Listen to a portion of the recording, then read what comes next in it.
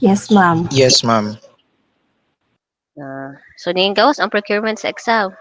Wala no? Wala na. So magkuha Wala, lang ta diri. miss. Okay. Pero magawas na siya sa final kay kailangan mo din nato. So ako i-share ang screen ha. We'll have lecture marathon today.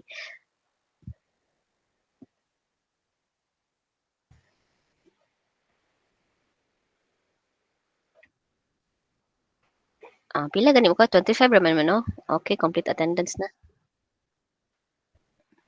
Klaro na? Okay, so na naman tani no, we have difference between program specification and sa akong tarungon kay na ako'y okay. So what are the procurement strategies? Let's read Valiente. Procurement strategy. Number one, traditional. The design is completed fully before the tender process commencement. It affords the client a great deal of control over the quality, specification, and cost. However, the timescale is lengthened to achieve the completion of the design, and the client maintains the risk in terms of the consultant's design and any unforeseen ground conditions, as well as failing to benefit from the contractor's input on buildability by appointing the contractor once the design is completed. As the contractor has no responsibility for the design, the client is responsible for any mistakes or omissions in the design. Although some risk is shared with the contractor, the majority of risk is taken on by the client.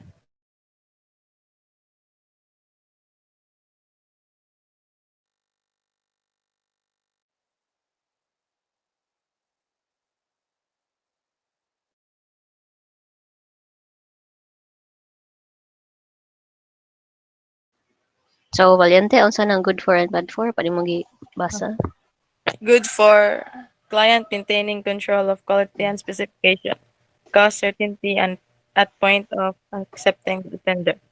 Bad for client responsibility for risk cost control during construction works. So with this type of negotiation, si client will search for skilled workers. So upon referral, with this, the client has full obligation if kana mapalpak siya. Kay siya man ang ni-supervise. Diba? Siya po yung palit. So, ang client's knowledge sa iyang concept, dili ra pud kayo nga nakataas. So, limited ra pud ang iyang purchasing. So, good thing if yung i-hire is specialized on their field such as ang kabalman man no, ang pamintal kay kuan kay na siya kanang if masayop ka kay the whole coverage dang masayop no kanang change unsa nga timpla ang gamiton if enamel or latex niya unsa na yung mga pre-treatment na niya so masayop ka na imo na nang bago procurement strategy. So that's traditional. Kanang maingon nga si mason ra or si laborer pabuton then ang kliyente maghatag muna traditional na siya.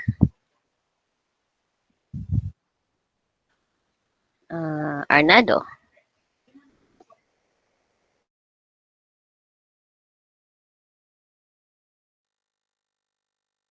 Arnado? Um, Number two, design and build. Transfers risk to the contractor at a much earlier stage in the project. There are various subtypes of design and build. However, the basic parameters remain the same. At a certain point in time, the contractor becomes responsible for completing design and construction of the project for a fixed sum. Cost certainty is achieved at an early stage and therefore offers the client a high level of certainty. So with this type of agreement, the contractor will have full responsibility and the owner is somebody who gives the supply no money. So the contractor has full authority on what to design, specification, and what will be involved in your construction. So For example, si contractor kaya siya specific brand, iya dyan ang i-impose sa owner. What if ang owner di ganahan? Di man makabalo po ng owner sa iyang pag-specify. So, a certain degree, there is a hold of money or cost. So, if ever malugi gamay si contractor, mamawi dyan na siya. So, design and build.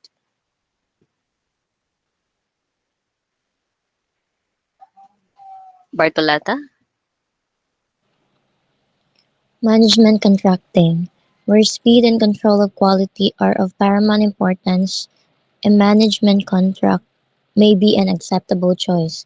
In this method, the design team has the responsibility for the design of the whole project, and the contractor is responsible for defining the packages of work and then arranging for these to be carried out through separate trades or works contracts.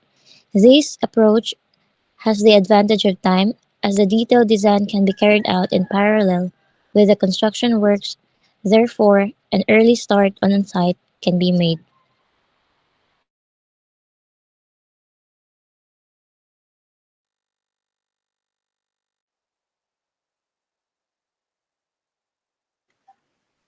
Sayop ko.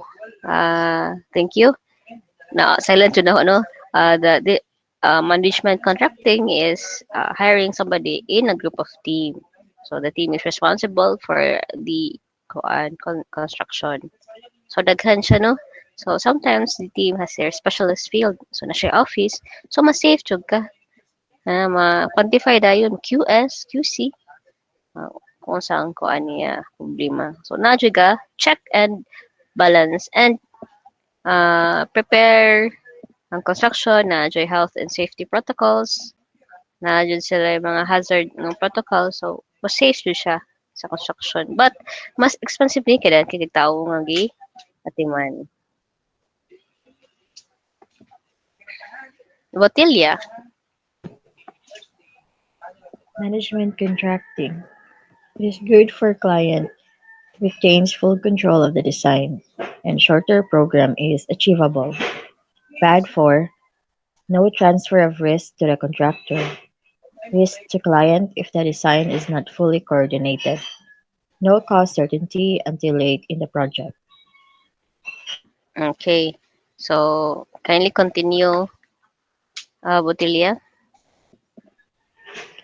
Construction management. The design is carried out by the design team, and there is generally an overlap between the preparation of the design and work on site, as noted in management contracting above. A fee earning construction manager will define and manage the work packages. All the contracts for the work packages are between the client and the trade contractors. Therefore, the client has a considerable duty in managing these separate contracts. The final cost of the project is not known till the last work package is let. It is good for client retains full control of the design. Shorter program is achievable. Bad for client employs the package contractors directly. The construction manager has no contractual role. Therefore, the client carries majority of the risk. No transfer of risk to the contractor. Risk to client if the design is not fully coordinated. No cost certainty till late in the project. Okay, thank you. So ako sa iko na check attendance sa wait lang gamay.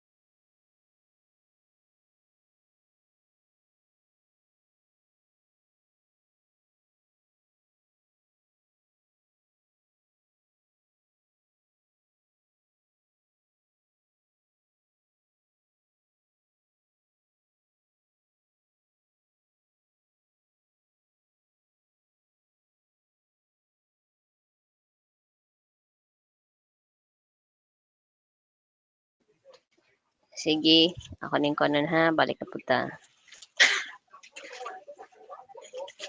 Here. So, construction management, no?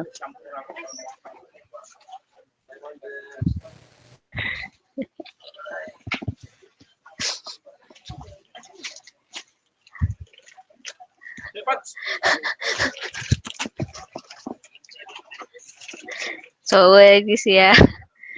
Okay.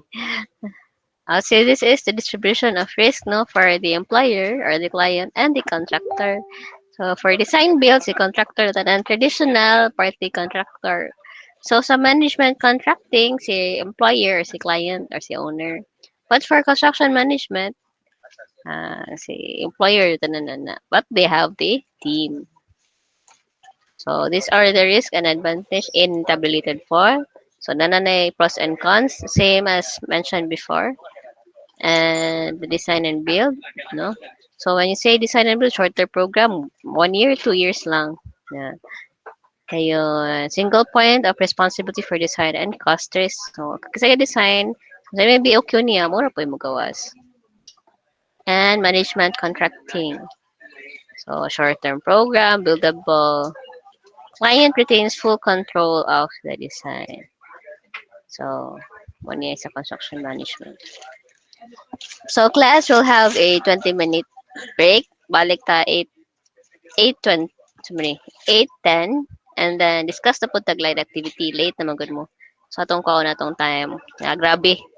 So, for this meeting, mag-kuan ta, mag-marathon ta ron, pero kailangan lang break kamay.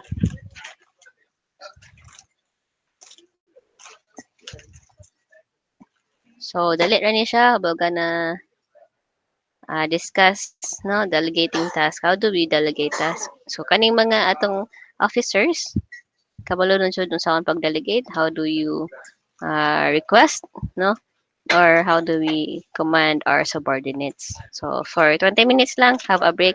Nangaon na ba mo tanan? Nalang to Wala yung pa meeting. man. Wala pa. Sige, ikaw lang na to ha. Dayon lakaw ta. Ay, manlakaw. Mag-meeting ta. So, manina diri ay. Saba man good. Mag-meeting ta after 20 minutes. Bye.